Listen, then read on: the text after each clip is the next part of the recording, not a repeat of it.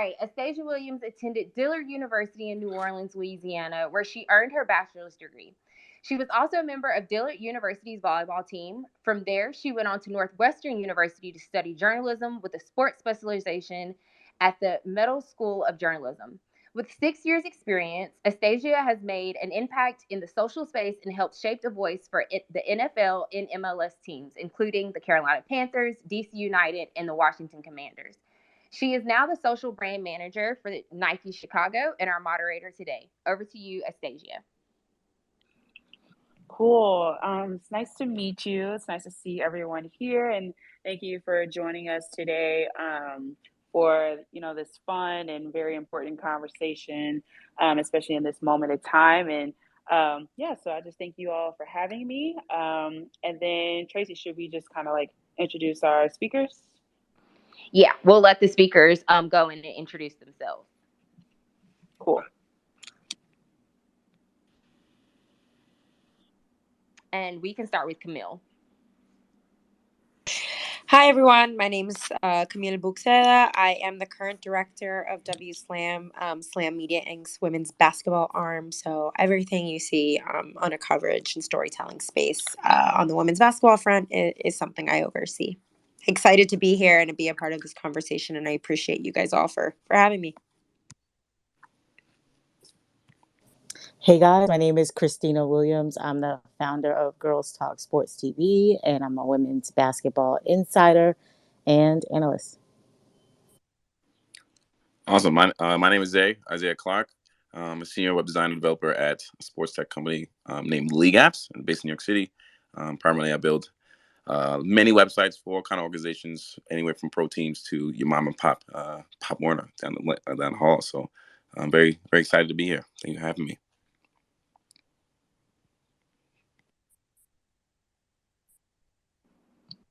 All right. Cool. I mean, I guess, we can go ahead and get right to it. So I hope everyone takes a lot of notes from this conversation and feel inspired, especially from the people on this panel, because it's going to go great. And then Camille, we can start with you, honestly.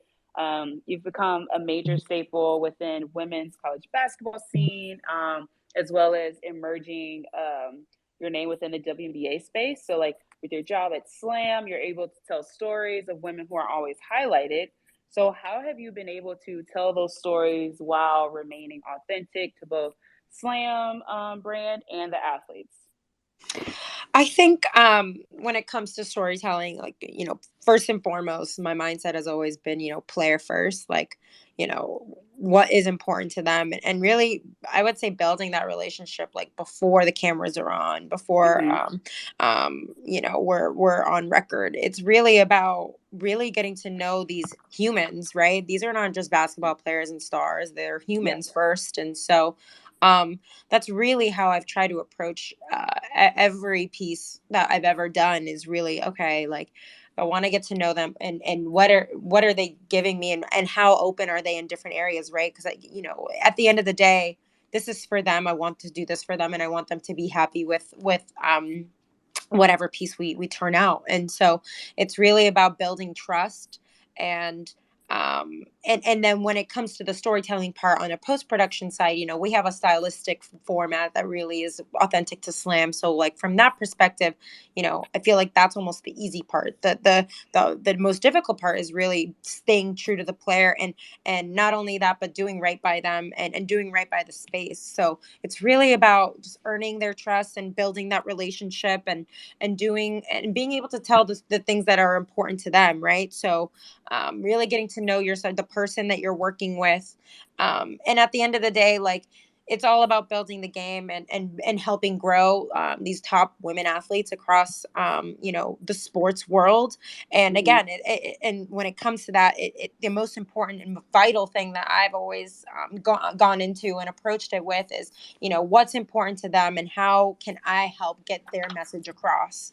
Because at the end, I call myself like a middleman or a median. It's like, these are the women with the stories. I'm a creator that I work with, a bunch of creatives to help tell the stories, but really it's these people that, these women that have these incredible stories. So I'm a little bit of a middleman. I don't like to, I would say, fluctuate or create a narrative. Like I never Yeah. want to go into any interview or any like that. You know, it's all about, okay, here's what I'd love to know. What are they going to give me? Where can I take this? Right. Right. So that's always been first and foremost, because again, at the end of the day, like the players, without the players, we don't have anything. Right. And so that they have always been my priority when it comes to telling their stories. So would you say that like at Slam, are you kind of see like you remember how athletes used to be like so excited about like the SI covers and the collectibles? Like are you starting to see that grow within like the women's game and with Slam now? Yeah, I mean, definitely. I think like I spoke about this when we dropped our first W Slam magazine last year. You know, women don't have and young girls don't have pages, physical things that they can go pick up, rip the Yeah. pages off and hang it up on their walls and say, I want to be this when I grow up. You know, Mm-hmm. even nowadays, the high school girls you see, it's like still, I want to be Kevin Durant. I want to be this, which is, you know, I understand those are incredible athletes. I'm not taking any away from that, but you know, I want young girls to aspire to be some of the great women that we see across the league right now. And that's where I see this momentum building towards. It's you know, we're not only seeing, and like this is outside of Slam, it's really when it comes to general sports media coverage, Mm-hmm. we're now seeing amplification of these incredible talented athletes and what they do in women's basketball and softball, and I mean so many sports, soccer, that you know have really achieved a lot. And now Right. young girls can look at that and say, that's who I aspire to be one day, as opposed to, you know, just being basically put in front of them the same thing that we've seen for the last 30, 40 years when it Right. comes to role models. Yeah. No, that's dope. And I will say, I won't put you on the spot, but that South Carolina cover was definitely one of my favorites. So I'm so I just no, want to put that listen, out that there. was a long time. I knew, I mean, like the last November, I was like heading into March, we're doing one Yeah. with Dawn. We're doing one with Dawn. Yeah. And it was so exciting to be able to sit with, you know, the now national championships. And that cover is going to be, you know, hopefully on t-shirts soon. Lots of things in the works for sure. Love that. Cool. All right. And now, Khristina, you've also been able to grow one of the leading platforms covering the WNBA. Can you tell us more about like your motivation to start the platform, how you've been able to attain success over the years? Because we see you killing it, and just like amplifying women's sports coverage. Yeah, I mean, I created Girls Talk Sports just because I wanted to marry my two passions of sports and storytelling, but also, I mean, I grew up playing sports, watching sports, and like never really saw that representation in the media in terms of women who look like me, who were credible and in the sports space and just I guess reporting the sports news. And so started my platform in 2018. And as Camille said, it was all about building relationships, right? That's what this industry is all about. And growing my network. But when I first started my platform, it was really just reaching out to women on my left and right, who we all align with the same mission of wanting to grow the game. And then you mentioned the success in the last few years. That all came just through like consistency and hard work. But for me, it's kind of echoing the same thing that Camille said. Just being that person that bridged the gap through Girls Talk Sports TV. People are, you know, educated about and informed about what's happening in the Mm-hmm. WNBA space. You know, I like to call it a cheat sheet to everything that's happening in the league, and then using platforms like Twitter to break WNBA news has been a lot of fun in Yeah. the last few years or so. So yeah, it's been Yeah. fun. What would you say was like your biggest challenge that you've had to overcome that you can just say like, okay, I did that, and that helps you keep you moving forward? I would say the biggest challenge in the beginning, I guess, was getting that access or just getting people to take what I do seriously, because it's Yeah. not the traditional way that people are used to seeing sports reported, right? Like I'm Mm-hmm. using social media as a leverage to report news. I have a journalism background, by the way, y'all. Mm-hmm. I have a journalism degree, by the way.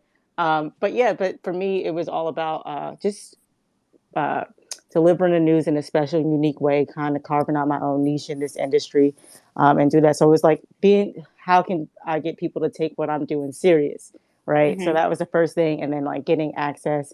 Of course, as a Black woman who's Yep. independent in this industry, you know, it presents a lot of different challenges. But I'm just so thankful that y'all rock with me. Honestly, Yeah. you know, doors are opening, But yeah, it's just through consistency and hard work and just being a good person, Okay. just being a good Yeah. person. That's all. That's literally the groundwork. So I also just want to ask you, like, the first time that you saw maybe like a news outlet that said like first reported by your Twitter name, like how did that feel? Ooh, it felt good because at first, I would just report stuff, and no one would credit me, and I would just be Yeah. fighting for my life on this app. But I think people like Camille at W Slam, Bleacher Report. I see Lauren on here. Shout out to Bleacher Report. Yahoo Sports. Those outlets who see me and amplify what I'm doing because it really means a lot. As like I said, as a Black woman in a breaking news space, there's not many of us, especially in women's basketball. So Mm-hmm. like being one of the first, as a Black woman breaking news and in the WNBA space, it's changing the game, but also Yeah. like making a way for those who are going to come after me. So shout out to the bigger outlets who amplify the independent creators like me. Love that. Love that for you. You're doing great, girl. Um, and now going to Isaiah. So, Isaiah, you're a web designer of color in the sports and entertainment space. How do you advocate for other minority web designers? And have you ever faced challenges in your role? If so, like, how did you overcome them? Yeah. This is something that's near and dear to my heart. Advocacy in general. I'm a huge advocate for all designers, creatives, professionals that look like me and share a similar story. Primarily, my journey to where I'm at today has allowed me to experience so many things I wish I was told while I was young. There's so much knowledge and power and information, right? Whether it's through text, impromptu meetings, even conversations like when you're at the club and you having drinks with one of your friends who you ain't seen in a long time. Like when Yeah. opportunity presents itself, like I'm the first one. You can ask all the people that know me, like to be a reliable asset in social knowledge. For anybody to learn and soak in that knowledge. So advocacy and impact in general is just it's not just inside the boardrooms and the panel discussions, right, at these Mm-hmm. conferences. The real impact is like those everyday conversations and access. That I feel such goes a long way. We trying to figure out anybody in any industry where you're trying to go as a career and a life, to be honest. So, Yeah. um, in general, like at my role, just especially being in the sports world, like a lot of people think you need to be an athlete, right? You need to be a personality, you take pictures, right? Like, so I come Mm-hmm. from the tech side of things.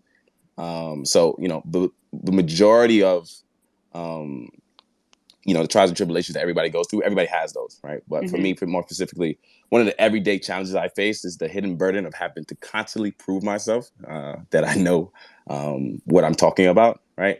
I don't fit the description of your everyday developer and designer in the tech space, right? Like, um, I'd like to let people know through what I say and how I present the project is, I'm here to bring an immense amount of knowledge and value to your organization and the projects in general. So the design and development industry as a whole, as a minority, more specifically a Black professional, like I feel like every meeting, opportunity, introduction that that I have to prove that I'm capable, and knowledgeable, and I'm a part of the business that I'm Mm-hmm. looking to service. Yeah.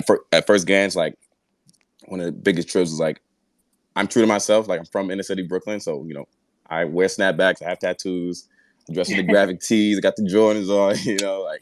This is who I am. But as a professional, we all have prejudgments before somebody speaks.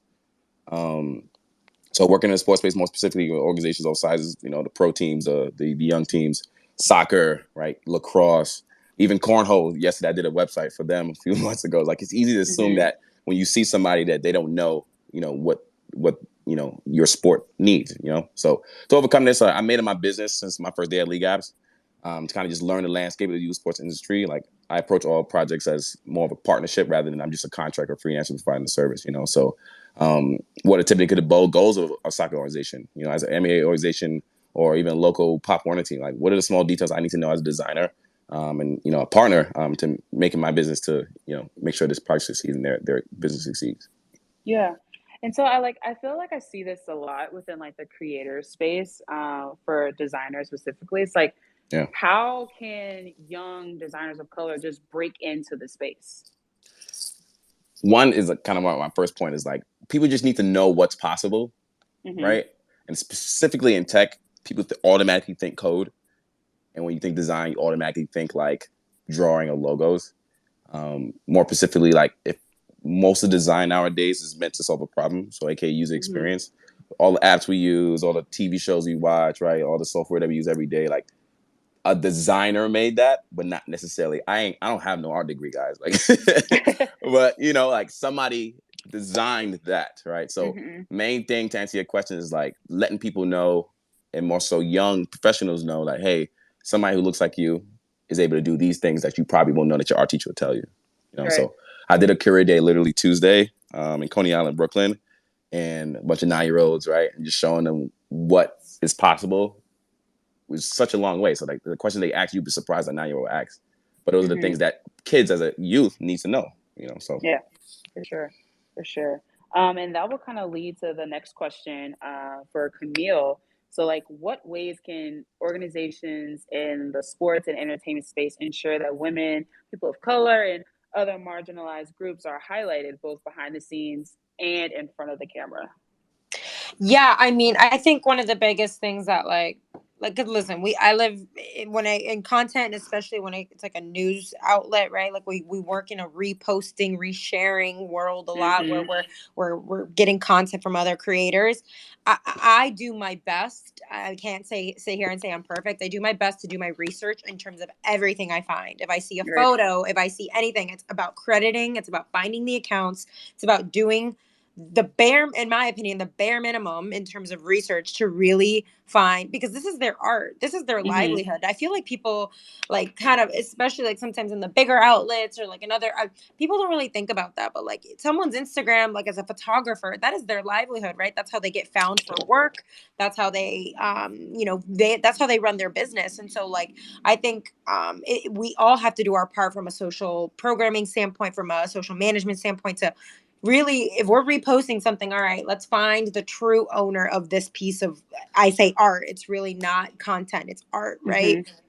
To make sure we're properly crediting these creators, because it's not, and we see it time and time again where major outlets are pulling, whether it's even sometimes reporting, right? So like, for instance, if Bleacher Report tweets something, but like it was founded by Khristina, and it's not Bleacher Report, but whoever it is, founded by Khristina, and like they are not crediting Khristina when it's like it was her original report, right?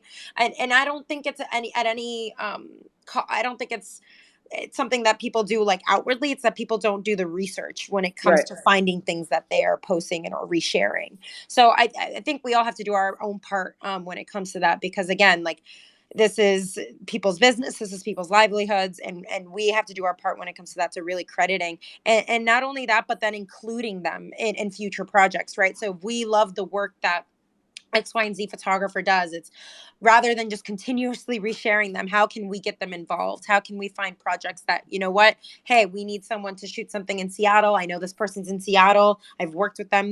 They're an incredible creator. Let's get them in the mix, right? Because at some point, just the reshares, it sometimes, it's not like even enough, because it's like, you got a lot of creators of color that just like their content and their art really gets almost taken for granted a little bit sometimes. So I think one, it's really doing the bare minimum from a social perspective to search, research, properly credit, with tags, with ads, with, photo buy, just like, it's something that I've really been big on, especially like when it comes to like dropping covers. Even like sometimes, I mean, and it used to be, and it's not at any fault to anyone, I think it was just the way it was done. Like, we wouldn't credit who the hair and makeup artist was on social. And it wasn't because we weren't doing it. It just wasn't something that was a normal thing to do, I'm so big on that now. I credit our photographers, our hair and makeup people, whoever we have as a photography assistant, the people that are there doing the behind the scenes work, all the way down, because so many people are involved to making these big productions happen that they just don't get the credit they deserve. Yeah. And I don't know, Khristina, if you kind of want to speak on that from like a reporter standpoint.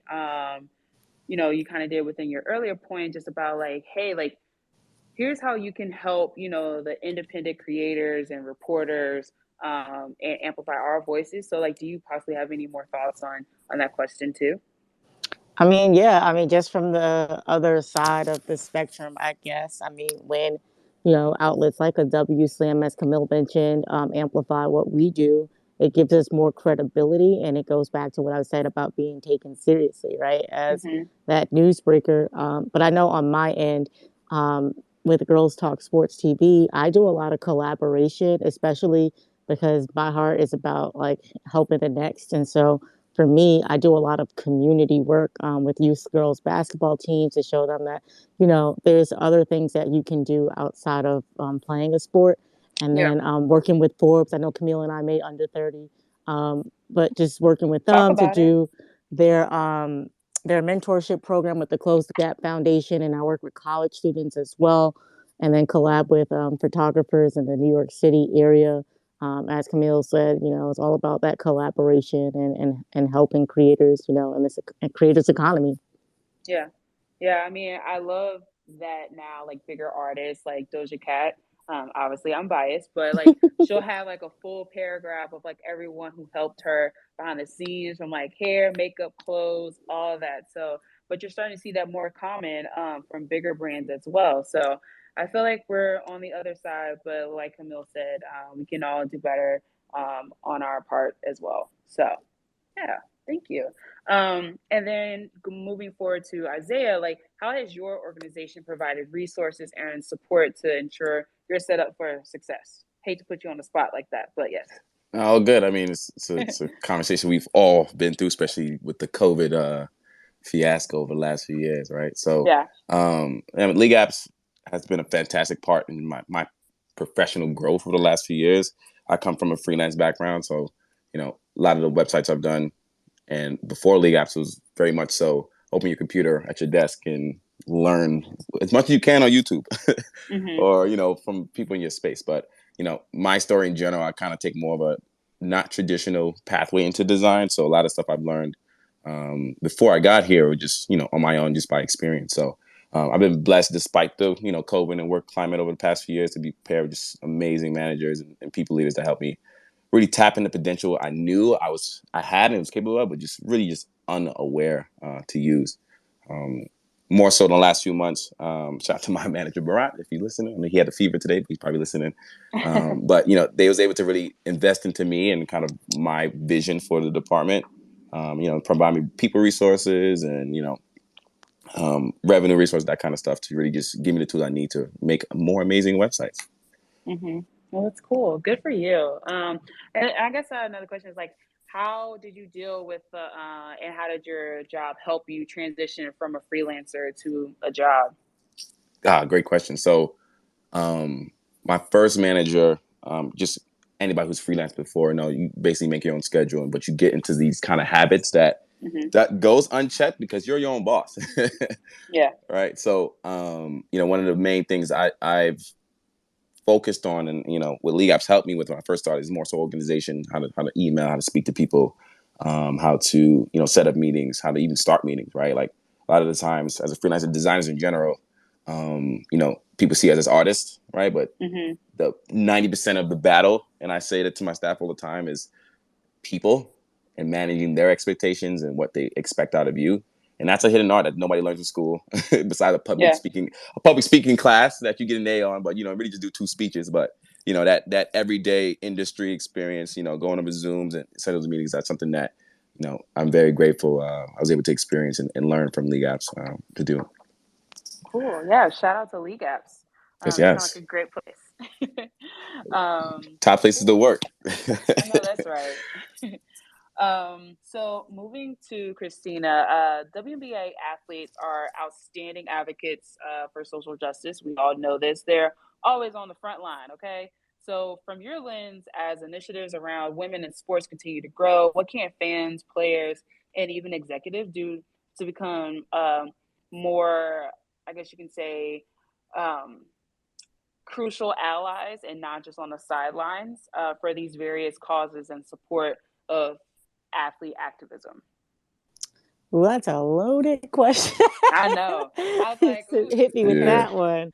I mean, it first starts with like having conversations. I mean, I could just only speak from my own experience. I just started to appear on MSG Networks weekly to be a WNBA insider for them. And one thing that we're all talking about in the WNBA space is Brittany Griner, right?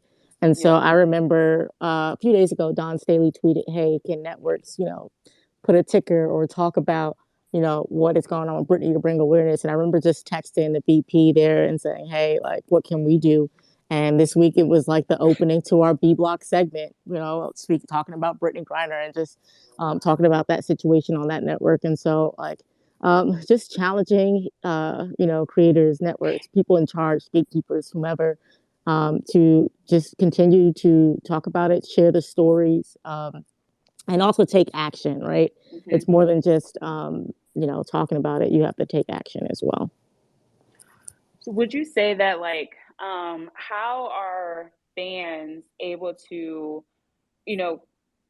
kind of go for the authentic activism, if that makes sense? Like, a lot of times we're seeing the growth of women in sports, but we also want to make sure that when it comes to the activism side of things, we want to make sure it's authentic. So do you have any advice on how we can see through that?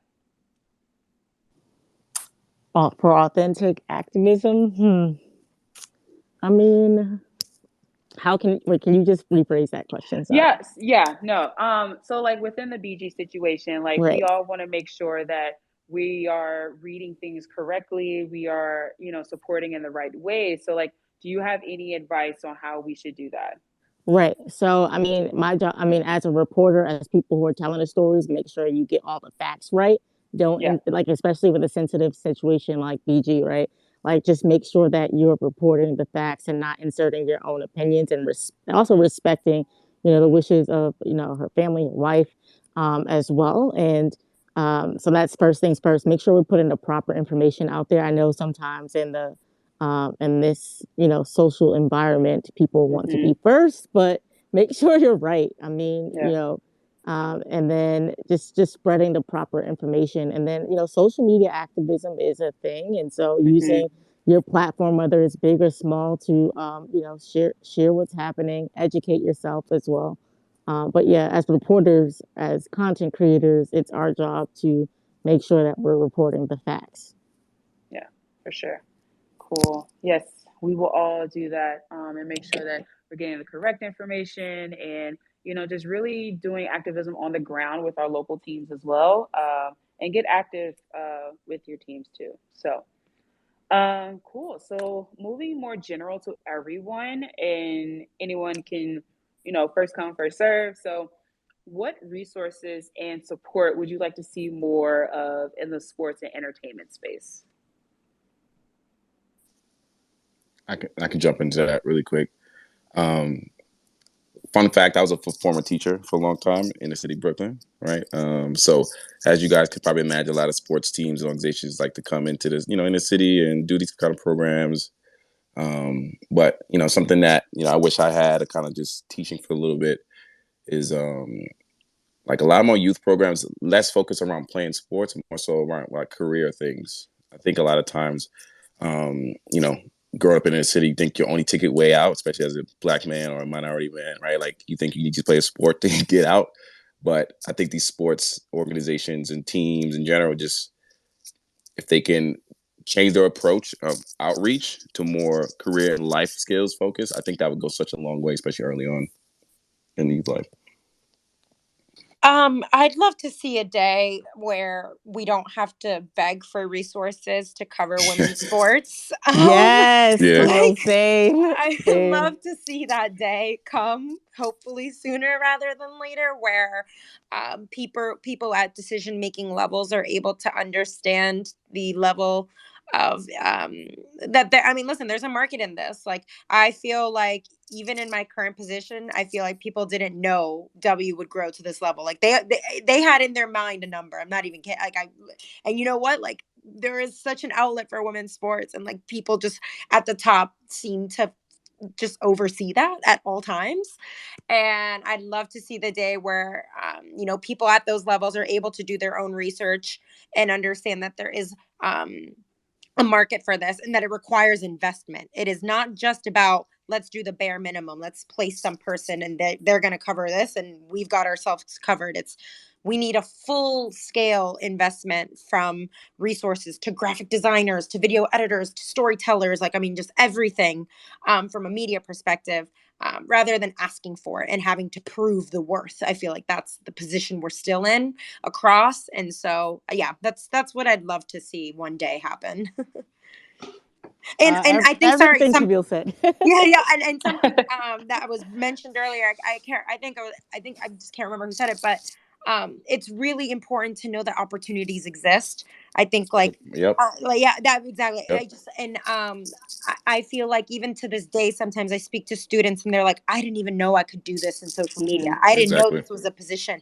And it's like, it's that knowledge of opportunity is just such a game changer when it comes to really developing the future of especially minorities, and especially because when we work in social, like, think about what's in social media. It's all cultural, and guess where it's all coming from? Like, it's coming from Black and brown culture. Like, Streets. Say that again. It's just Come from the you streets. don't even have people running them that are representations of that. So yeah, just knowledge of opportunity is huge as well. Sorry. Okay, I'll stop. Okay. Girl, you just needed a little organ play behind that. Right. Passion. I Word. think you could drop the mic right there. I mean, everything Camille said, but as someone who's a part of the media, I guess, just more original programming dedicated to women's sports at the forefront, not as like something that's, oh, we're going to do this once a month, something that's consistent on these major networks or major platforms as well, and diversity in programming as well. Yeah, for sure. So now moving to social movements. So what social movements do you believe deserve our listeners' support right now? Bring BG home. That's, I think, first. I think I'm sure Khristina mentioned it earlier, but it's really heartbreaking. I think from that perspective, it's just you do have to almost educate yourself on the topic. I had a little bit of the mistake in the beginning where I was like, oh, let's just blast this on social. But then when it comes to something like that, you almost have to like take a step back and think, wait, what are the implications of this? I mean, this is like a whole nother world that we're experiencing when it comes to like international policy and all that stuff. So that is like a whole nother world. And then I think we have a role when it comes to, and I think like celebrities the same way have a role, like, to speak up, especially when it comes to like hate crimes, representation in a lot of these spaces, because it all relates into one. Like, I think it's all an underlying tone of like, for some reason, there's just this like full on defiance and or non-acceptance of minorities of all kinds. And so like, it's our job to continuously work together to bring the communities together to really, like, we deserve to be here. We all deserve to have a place in this world and be treated equally. And, we see it time and time again where, like, even in the social space, like we mentioned earlier, there's not a lot of representation at these high up companies. So really just like, I mean, using our platforms to do that, because a lot of things happening that it's sad to see that sometimes in 2022 it sometimes feels like we're still in 1962, and it's kind of heartbreaking, especially when we talk about what's happening at the Supreme Court and abortion rights. Just feel like we're taking a lot of steps backwards, but it's our job to get together and call to action our representatives and our audiences to make a change. Yeah, for sure. I can that's a great point, Camille. More specifically, like, and I speak from experience a lot of times when I think of these questions, there's so many local movements in all the cities that we grew up in that a lot of times it kind of gets pushed under the rug, right? Because it's not one of the mainstream things. More specifically, I know from experience in Brooklyn, like when I was growing up, there literally no turf fields to play any sports outside of basketball, and there was no hoops either. Right, but there was a few organizations that was kind of trying to get funding to to do those kind of things, to just add more opportunity and places to play, keep people off the street, right? Like doing bad things. More specifically, I'm working on this project now called Play Sports Coalition, and then, they do just that. They're just that. They're going to government and Congress, fighting for funding and support for middle and lower income families to play sports outside of just going to pick up basketball on a corner, right? Like, a lot of times, soccer and baseball and all these things, they cost money every year, right? And if we all know what New York City and Brooklyn looks like, right? That's stuff that people don't have expendable income to do, right? So these initiatives inside of the inner city and in your local neighborhood, like it goes such a long way. It has a really, really immediate and long-standing impact. I think that people should pay more attention to. Yeah, for sure. Yeah, I agree with both Camille and Isaiah in the sense that sports is at the intersection of a lot of different areas of life. And so, just from my personal experience, I mean, growing up, I grew up in Harlem, y'all. I'm from Harlem, Yep. and I remember as a kid, just art, sports, culture, all of that being a part of my life. A man named Jeffrey Canada started the Harlem Children's Zone, and I remember being one of those kids who would go to those local programs. So just agreeing with Zay and saying that, like, how can you take action in your local community first, help the next person, and then how does that play in the bigger scale of things? So reaching back out to your community as well, and then of course the Brittany Griner situation is at the forefront of all of our minds who cover women's sports and sports in general. And so as content creators and stuff, just as Camille mentioned, just respecting her family and the situation, and also just being very sensitive to the topic, but also continuing to raise awareness on that. But for me, I like building community is literally what I do when I'm not breaking news. Like I'm a hands-on person, a hands-on community builder. So that's working with underserved youth in Harlem, in Manhattan, college students. Imani Wright, shout out to her. She just tagged me on Twitter just now. She just got an A on her final project that she did about Girls Talk Sports TV. So shout out to her. But yeah, I work with college students, high school students, middle school students within the community as well. And that's just the heart of who I am outside of sports. Love that. Love that. And now moving to the last and probably my favorite question, because I get this asked all the time, but I feel like you guys will do better to answer it. So, what advice would you give someone interested in merging their personal platforms with their professional aspirations?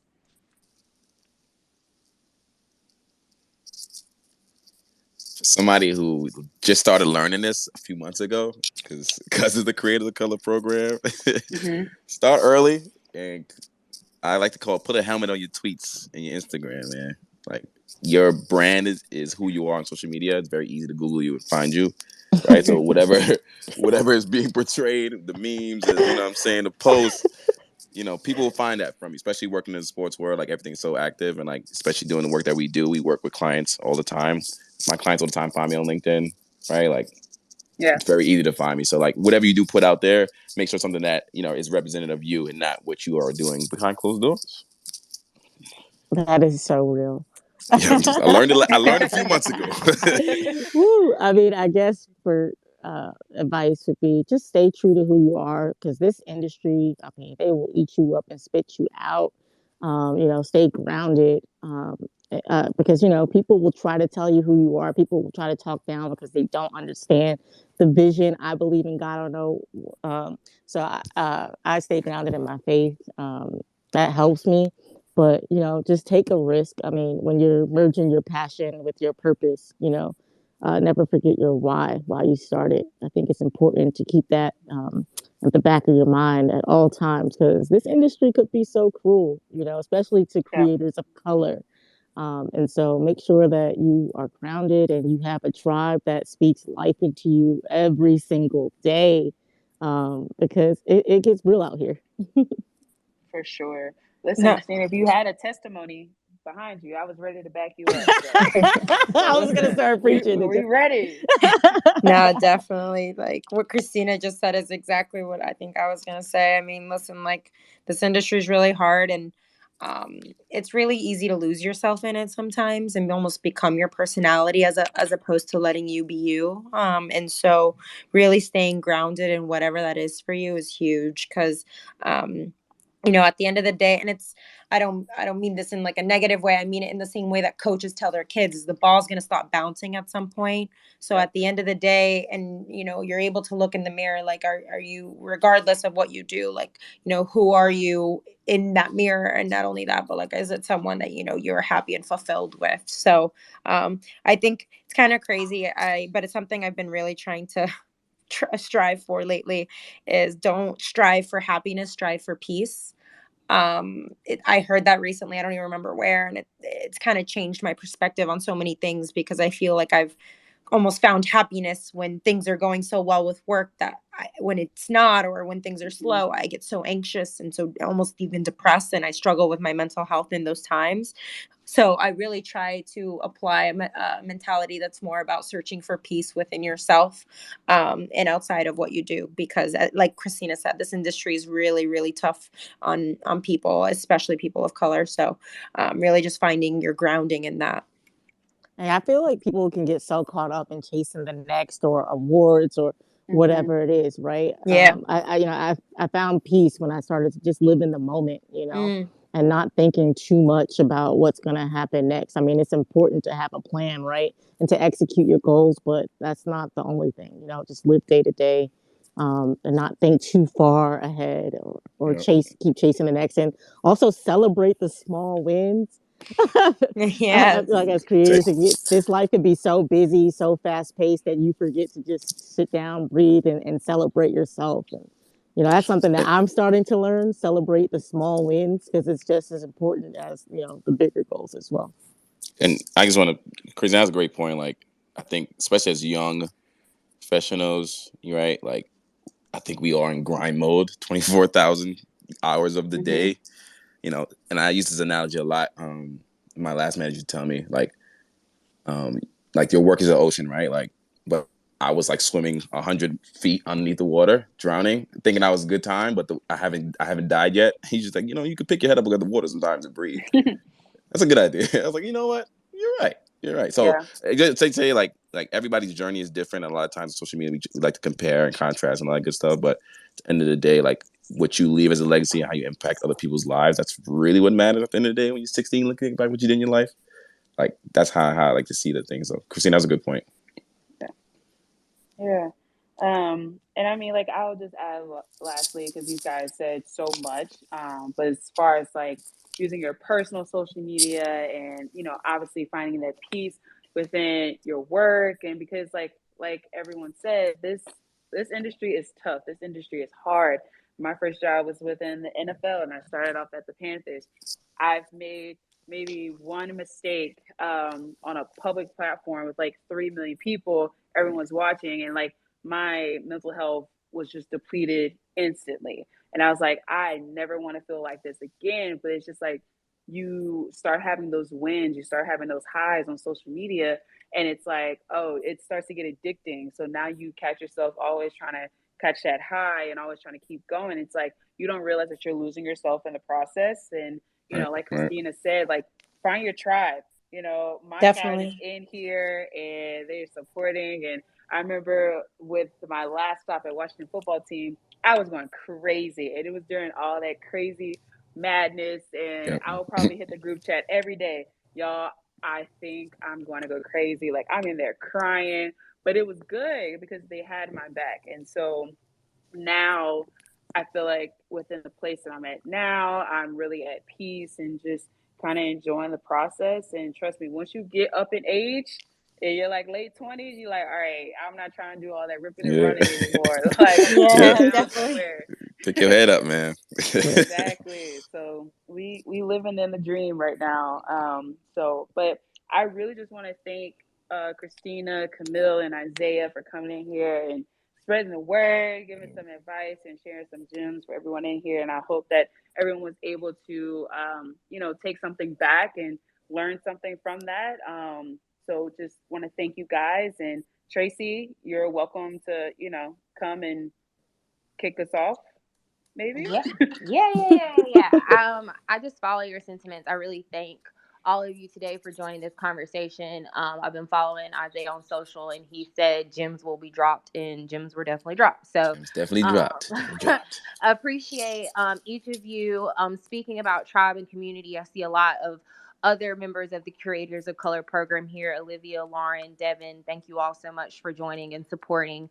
I think that is one of the biggest responsibilities being a part of community is sometimes you won't be the one at the forefront speaking or leading the conversation, but just coming in, listening, and providing support is huge. So at this time, we're going to open it up for any questions. So if anyone out there has any questions or any sentiments to add value to the conversation, please request to come up as a speaker, and we'll have someone grab you there. And if not, I'll wrap us for the evening. So anybody out there? Let's see.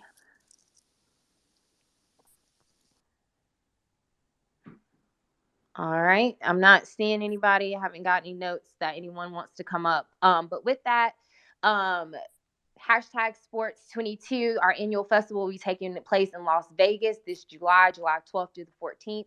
Tickets are now on sale, so feel free to cop a ticket. We'll have members of the Creators of Color cohort there, as well as the entire, some representatives from the entire creative community across sports and entertainment. Once again, that's July 12th through the 14th at the Cosmopolitan.